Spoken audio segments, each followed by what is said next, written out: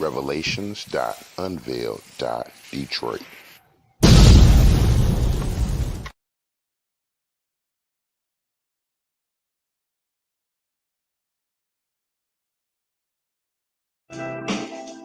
All praises, all praises, all praises to the heavenly, holy, almighty creator of infinity, eternity, the universe, and all there is. This is Revelations.Unveiled.Detroit. Hello, family. We are back together again in our consensual congregation, here for the edification of the holy hidden nation, giving a spiritual examination to our carnal existence. All praises.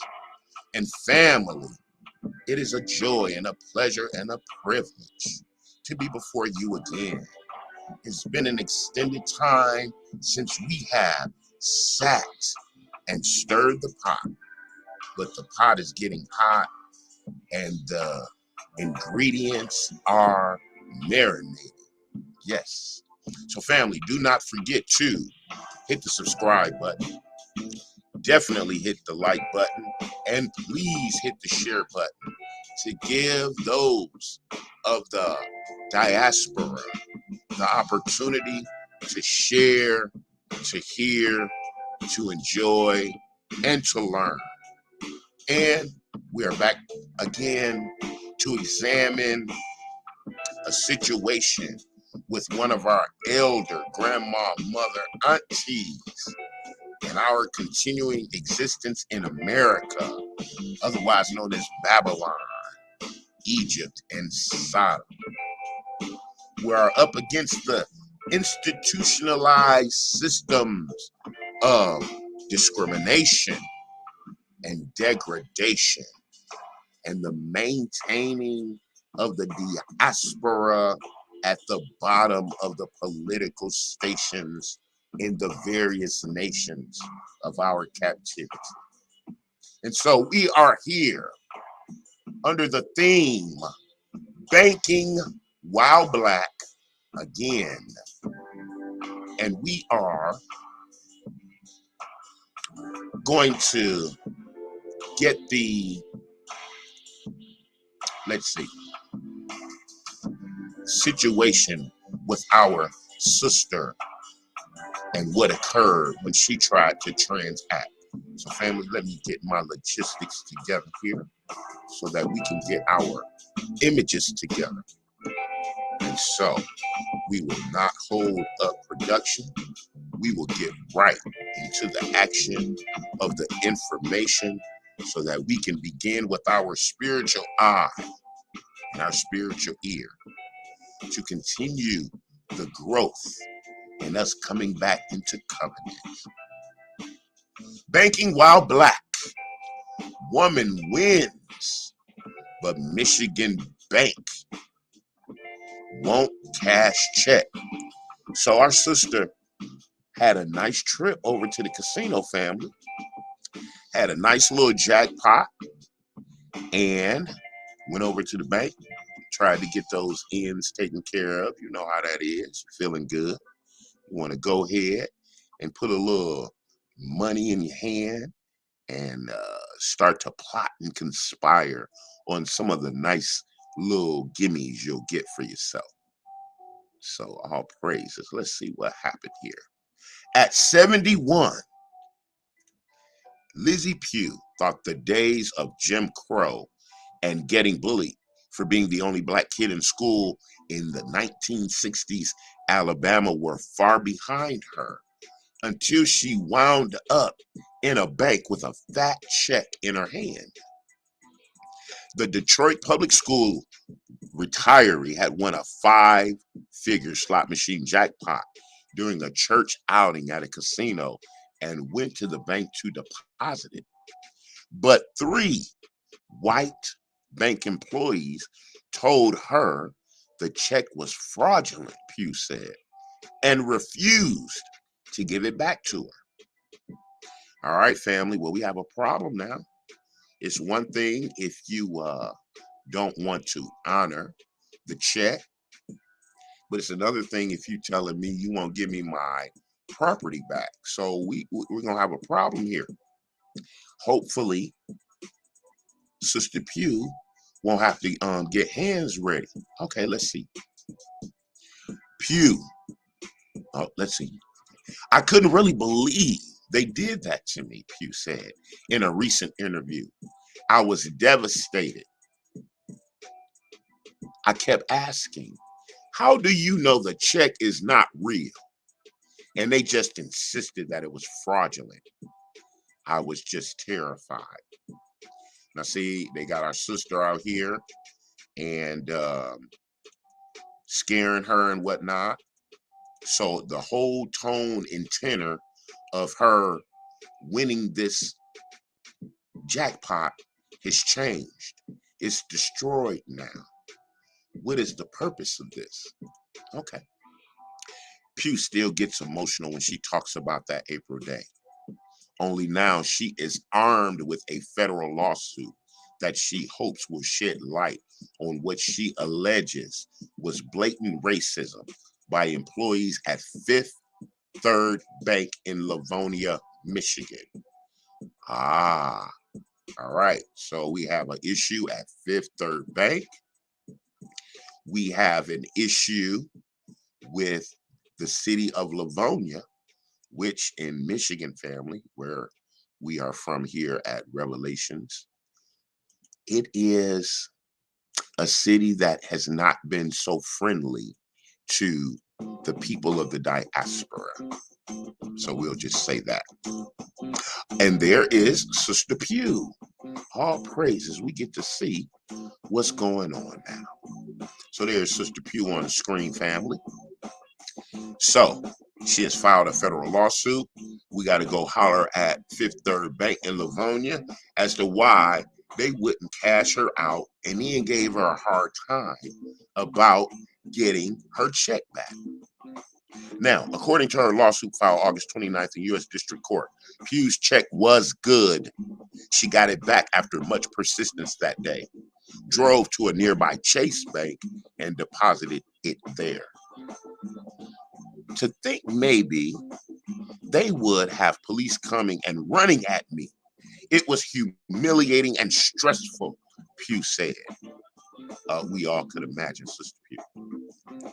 For someone to just accuse you of stealing. I'm 71 years old. Why would I steal a check and try to cash it? We don't know, sis. I just didn't think anyone or anybody would do that. Now, Fifth Third Bank did not respond to several efforts by the Free Press to obtain a comment. And the Free Press is the local newspaper here, family. Now, let's see what happened here. Employee number 1 says, this check is fraudulent.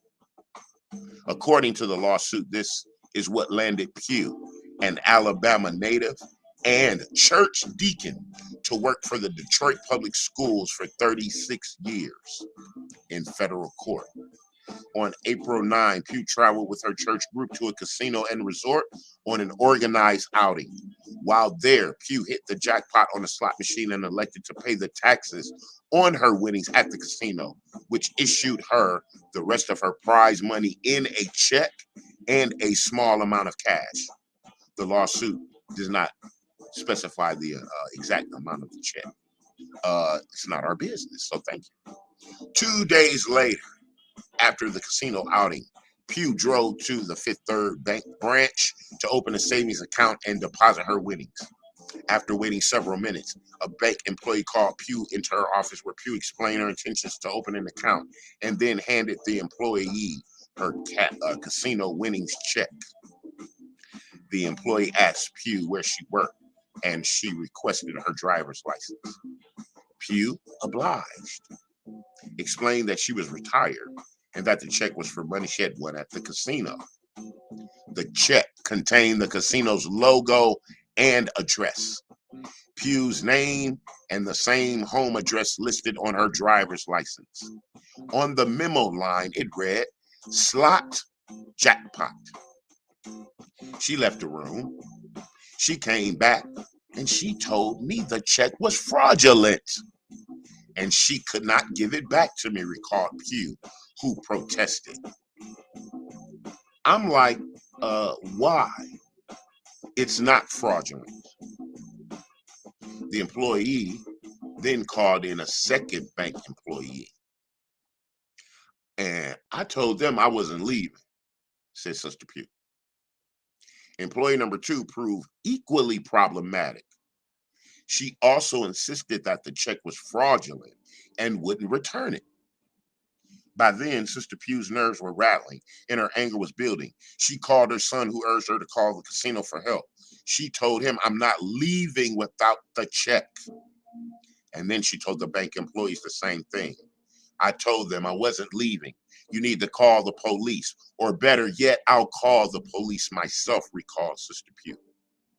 But the 2 bank employees, both of them white, refused to call 911 and summoned a third bank employee.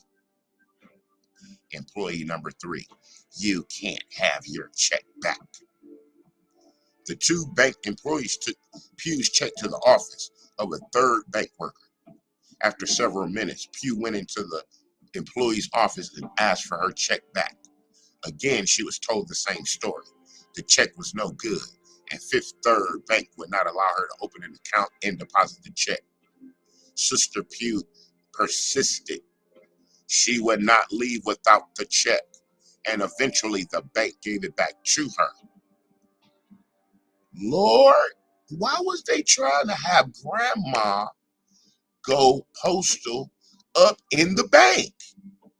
Why was she gonna have to grab in her wig, take off her shoes, and then get to mangling bodies up in this place of business? Because they doing wrong. They coming wrong, family. Wrong, wrong, wrong. The bank gave her check back to her. She successfully deposited it at another bank where the check cleared the next day. I was really, really nervous, Pure recall of those first few moments back in her car in the bank parking lot. I had to sit there a minute. I took a picture of the bank. I had no idea what the address was or anything like that. And then I left. It was Pugh's niece, 50-year-old Yolanda McGee, who convinced her to file a lawsuit. Initially, Sister Pugh adamantly opposed to taking legal action, convinced nothing would change. But her niece insisted. Her aunt had been hurt, humiliated, disrespected, said McGee, who remembers her aunt crying on the phone with her after the bank incident, asking how a blessing like a jackpot winning could turn into something so hurtful. I told her this clearly was a violation of your civil rights. There are laws in place now where you can fight. Let's fight this, McGee recalled telling her aunt. Fifth Third Bank needs to know that they humiliated you. What they did was wrong, and they need to answer for this. But her aunt was scared, McGee said. The incident had rattled her. She got nervous going into businesses after that encounter at the bank, fearful that something bad might happen. Then there were bad memories to contend with as well. Pugh had experienced racism in the past, and nothing was ever done. People got away with horrible things before. What had changed now? But McGee wouldn't let it go. I encouraged her. I said, no, no, no, no, no. We are not in 1950s Alabama. We are not in the Jim Crow era. We are going to fight. No one is going to shame you, said McGee, who helped her aunt find a lawyer with experience in just these kinds of cases. In 2020, Attorney Gordon handled a case similar to Pugh's, Sister Pugh's. One of her clients, a black man, had won an employment discrimination case, but the bank wouldn't cash his settlement check. So attorney Deborah Gordon sued the bank, which issued an apology and settled the case confidentially. Gordon describes these incidents as banking while black. What happened to Sister Lizzie was really a heartbreaking situation, Gordon said, given what she has lived through, and to have a happy moment, something she enjoyed, being ruined by being humiliated. It's something Gordon has seen one too many times. This is just extremely disheartening, Gordon said. It's really unfortunate these stereotypes continue to exist right here in our metro Detroit area. Sister Lizzie Pugh was born and raised in Alabama against the backdrop of the Jim Crow era, where racism was tolerated, even celebrated in some parts, with children like Pugh being forced to live in fear and humiliation. Pugh moved to Detroit in 1971, and at age 20, she spent 36 years working for the Detroit Public Schools, holding numerous jobs over the years, including library clerk, shipping and receiving, supervisor, and storekeeper. She retired in 2009 and has two grown sons. Though it has been decades since she left Alabama, she still can't talk about her childhood without choking up. Don't cry, her niece told her one recent summer day, as Pugh recalled her initial encounters with racism. I was 12, she recalled. I went to buy some candy, and then the tears came. Sister Pugh was scolded that day by the store's clerk's husband for not addressing his wife as he deemed fit. He jumped all over me. He said, "You use yes, ma'am, no, ma'am," she recalled. Then there was the fear of going to school. Pugh said she and her siblings went to one of the first desegregated schools in Alabama. She remembers stones being thrown at her and her siblings and being taunted her first day in class. She was the only black student, and her chair was pushed against the wall, far from the others, and the students started beating on her table. I was never taught racism, Pugh said. I didn't use it or think much of it. But then came the visit to the bank, and the old painful memories came rushing back. Woo! Family, family, family. My sisters and brothers of the diaspora globally. Another instance of the folly we face here on this continent of captivity and confusion. An elder who was out having a good time and was blessed with a windfall has to endure such capers and calamities at the hands of Fifth Third Bank.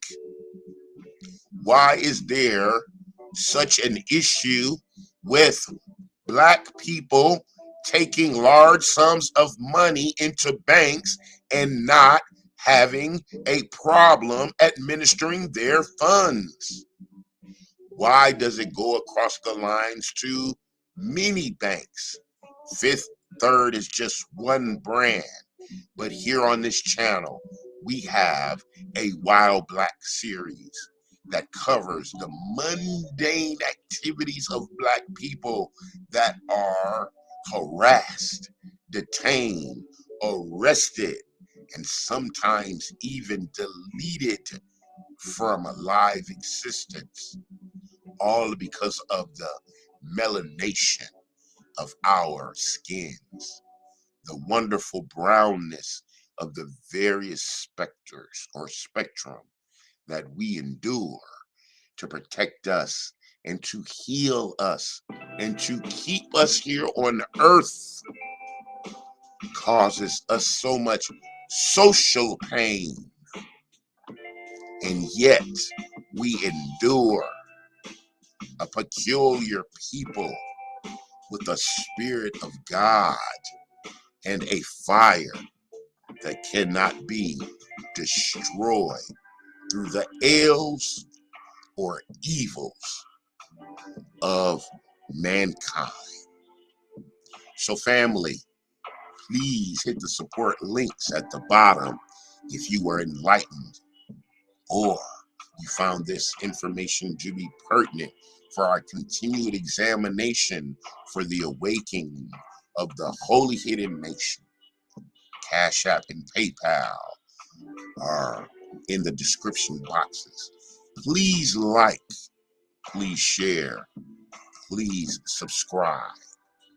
Another edition of Existing While Black. Banking while black again. We shall endure. We shall overcome.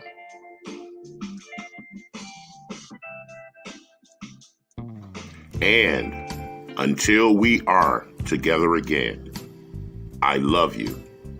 I love you. I love you. To be continued.